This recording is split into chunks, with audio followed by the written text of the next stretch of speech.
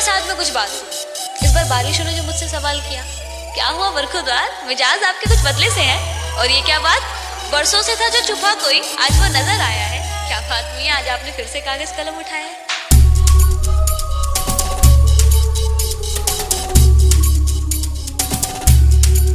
अखिया तोहरे ही रहिया ताके गइलु कैसन रोग धरा के ही मिलन वाला मन तोर पे छन छन दिल हमारे लागे कहीं ना साथी रे तेरे बिना भी क्या डीजे तेरे बिना भी क्या सुजीत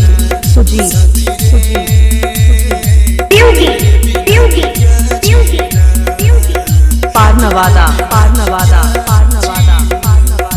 रोए अगर शख्स कोई तो वो कमजोर कहलाता है। कौन जाने इस दुनिया में कोई किसी के लिए क्यों रोता है। कि रोए अगर शख्स कोई तो वो कमजोर कहलाता है। कौन जाने इस दुनिया में कोई किसी के लिए क्यों रोता है। अगर इतना ही आसान होता रोना तो कभी किसी शख्स का दिल ना टूटा करता। जिंदगी लागे जन्नत जैसन रहेलू जब पास हो बतिये से जुड़ाला जियरा भरल बा इतना मिठास हो। जिंदगी लागे जन्नत जैसन रहेलू जब पास हो बतिये से जुड़ाला जियरा भरल बा इतना मिठास हो। सपना हमके दिखा के आशिक अपन बना के हो गइल का कसूर काहे इतना गुरूर बस इतने बता दो हसीना साथी रे तेरे बिना भी क्या डीजे तेरे बिना भी क्या सुजीत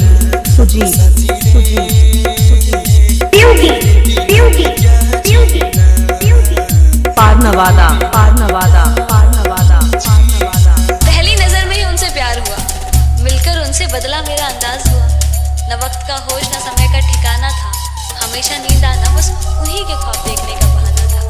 गुजरे जब भी आंखों के सामने से ये नजरें उन पर आके रुक जाना हमेशा का एक फसाना था। ख्याल में डूबल तोहरे बीते हमरो दिन रात हो खुश देख चाहेलू हमके छोड़ी हजन तो साथ हो।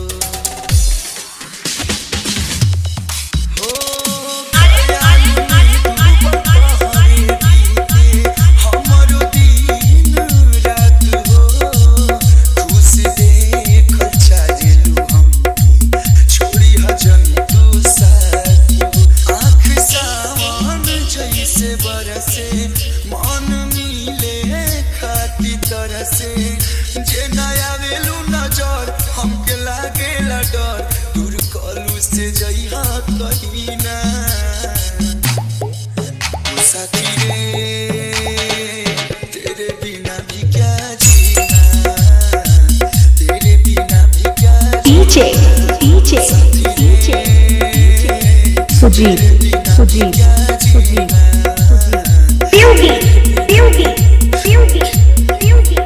पारनवादा